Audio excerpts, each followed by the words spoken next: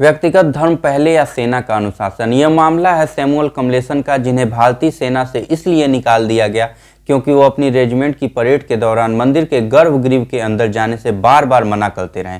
Samuel 3rd cavalry regiment के troop leader थे। Regiment की यह परंपरा है कि परेड के बाद यूनिट के धार्मिक स्थल जैसे मंदिर या गुरुद्वारा में सभी सैनिक एक साथ जाते हैं।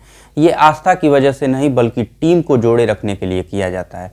लेकिन सैमुअल ने कहा कि उनका ईसाई धर्म उन्हें मंदिर के गर्भगृह में प्रवेश की अनुमति नहीं देता। उन्होंने बाकी के कार्यक्रमों में हिस्सा लिया लेकिन गर्भगृह के अंदर जाने से साफ मना कर दिया। कई बार समझाने के बाद भी जब वो नहीं माने तो सेना ने उसे अनुशासनहीनता मानकर उन्हें डिसमिस कर दिया। इसके बाद मामला कोर्ट पहुंच गया। दिल्ली हाई कोर्ट ने सुनवाई के दौरान यह साफ कहा कि सैमुअल की यह जिद अस्वीकार्य है और सेना का फैसला सही था। कोर्ट ने कहा कि सेना की पहचान उसकी सेकुलर परंपराएं और सख्त अनुशासन है और एक अधिकारी का ऐसा रवैया पूरी यूनिट पर असर डालता है। लेकिन कहानी यहीं खत्म नहीं हुई।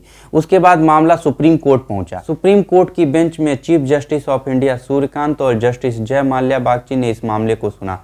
कोर्ट ने सबसे पहले ये सवाल उठाया, व्यक्तिगत धर्म कहाँ तक चलता है और संस्था का नियम कहाँ से शुरू होता है। सीजीआई ने सैमुअल से सीधे पूछा, आप टुकड़ी के लीडर हैं, आपके सैनिक जिस जगह को पवित्र मानते हैं वहां उनके साथ जाने से आप कैसे मना कर सकते हैं। कोर्ट ने कहा कि एक अधिकारी सिर्फ अपने लिए नहीं होता है, उसका हर कदम अपने जवानों की सोच, उसके मनोबल और यूनिट की एकजुटता पर असर डालता है। ईसाई धर्म में यह कहाँ लिखा है कि आप किसी मंदिर में प्रवेश नहीं कर सकते।